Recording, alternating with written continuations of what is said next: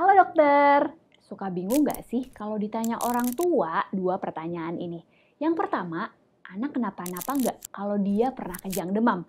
Terus nih yang kedua, kalau pasien anak kejang demam lagi, otaknya bakal rusak atau jadi epilepsi nggak sih?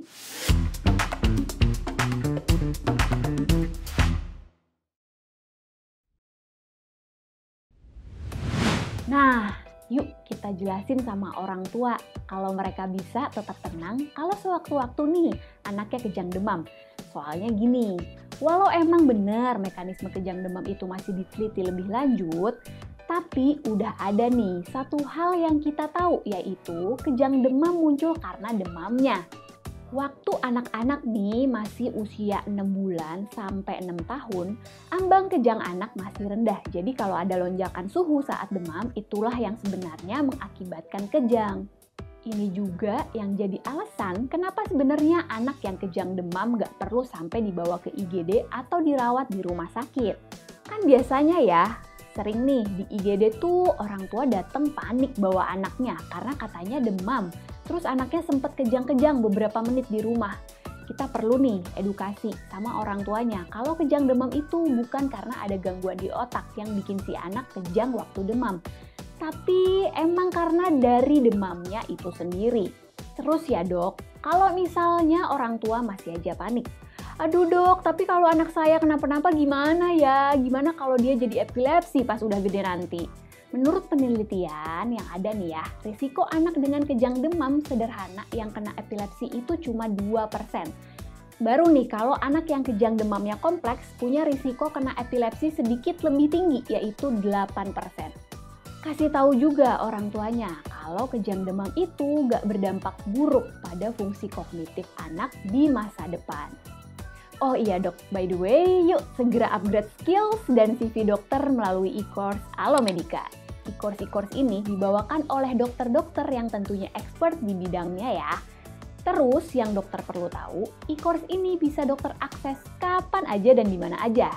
Nah, tunggu apa lagi? Buka e-course di website Alomedica sekarang juga.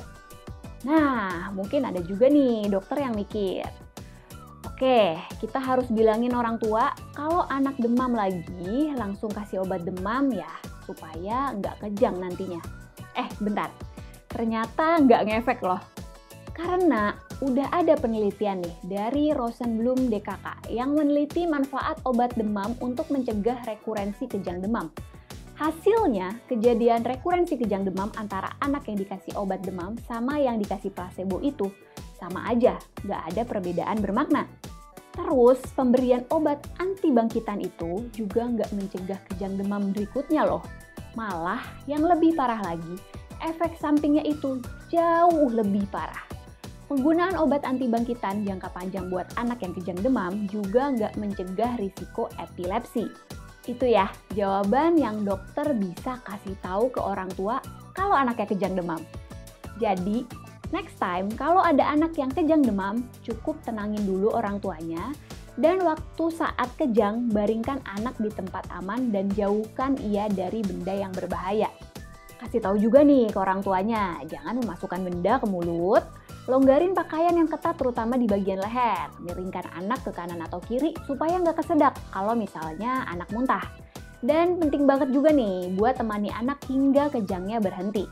Oke deh dokter, udah ngerti ya sekarang gimana cara mengedukasi orang tua tentang kejang demam. Kalau gitu, like dan share video ini supaya semakin banyak nih dokter yang tahu info tadi. Subscribe channel Alomedica dan nyalakan notifikasinya agar selalu up to date dengan video selanjutnya. Jadi dokter andal dalam genggaman. Salam Alomedica.